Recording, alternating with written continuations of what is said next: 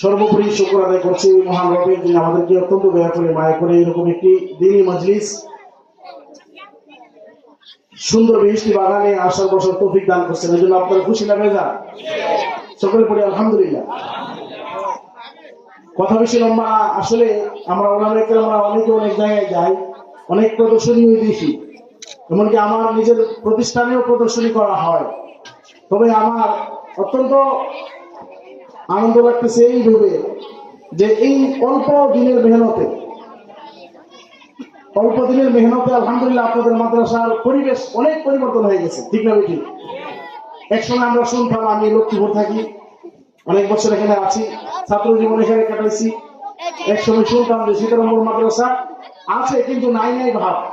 আলহামদুলিল্লাহ আজকের দৃশ্য প্রমাণ করেছে যে আপনাদের বাগানে ফুল ফুটছে। আলহামদুলিল্লাহ বলে এই ফুল যেন দাওয়ায়ে হাদিস পর্যন্ত যাইতে পারে ইনশাআল্লাহ বলে।